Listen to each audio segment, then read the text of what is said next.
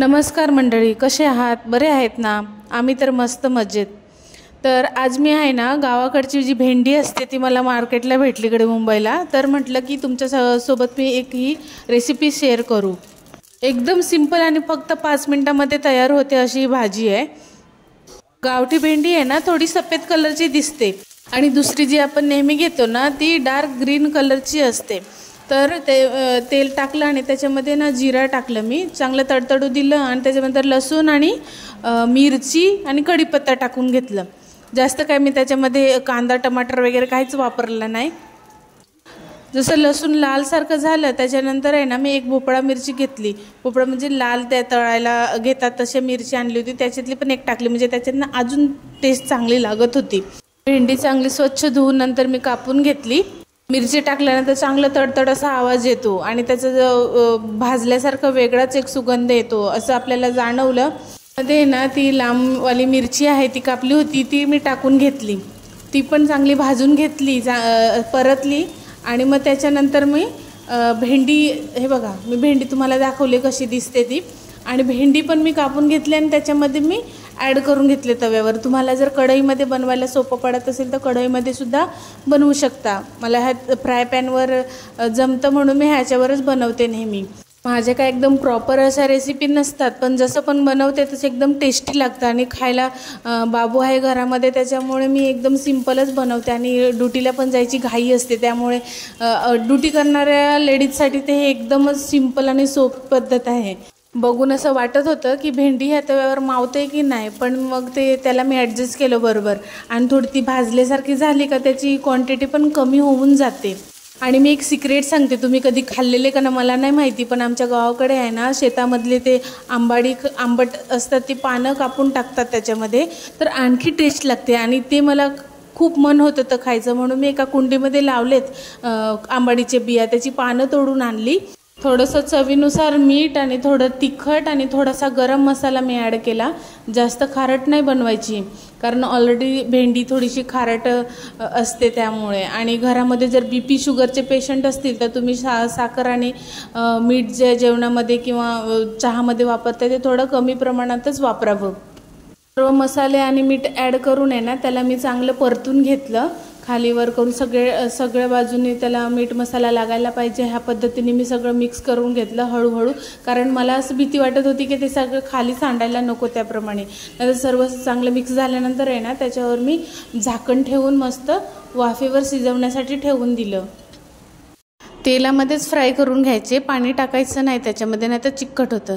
आंबाडीची पानं आणली मी 4-5, जास्त आणले नाही कारण जास्त आंबट होणार नाही. तर मग मी ते धुवून घेतले स्वच्छ आणि बारीक बारीक कापून तव्यावर तसेच ॲड केले. जर तुमच्याकडे आंबाडीची पानं नसतील तर तुम्ही कोकम किंवा त्याच्यामध्ये आहे ना चिंचसुद्धा ॲड करू शकतात, त्याच्याने खूप छान टेस्ट लागते. एकदा नक्की तुम्ही ट्राय करा आणि मला कमेंटमध्ये सांगा भाजी कशी झाली ती. व्हिडिओ तुम्ही कुठून बघता ते मला कमेंटमध्ये सांगा. प्लस तुम्ही जर सबस्क्राईब केलं नसेल तर सबस्क्राईब करा. तुम्ही कोणत्या पद्धतीने भाजी घरी बनवतात ते पण मला कमेंटमध्ये सांगू शकतात, म्हणजे मी तशी ट्राय करेल.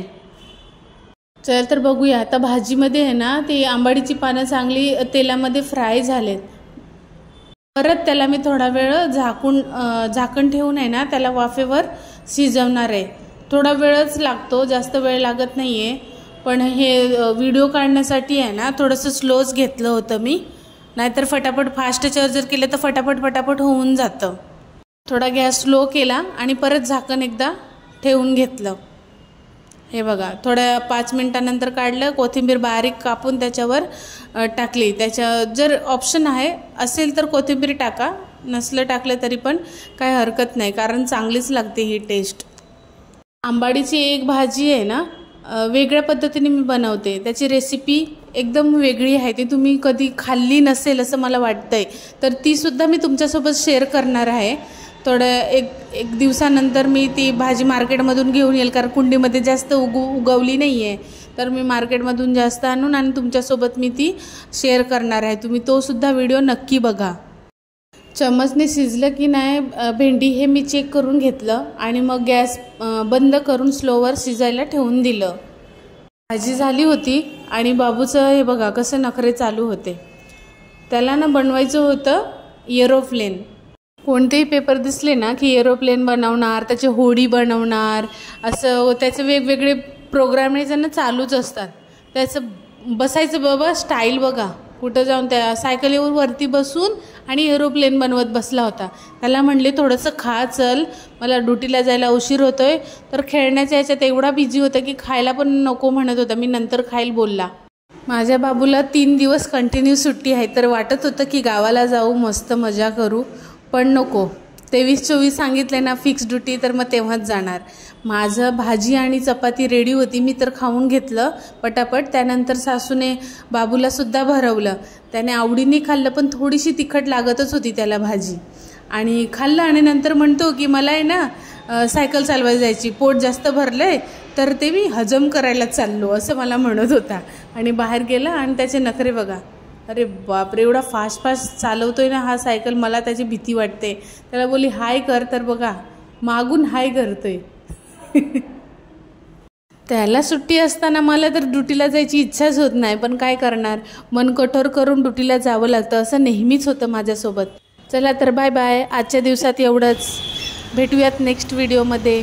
चला तर सर्वजण सुट्ट्या एन्जॉय करा. Bye bye, take care.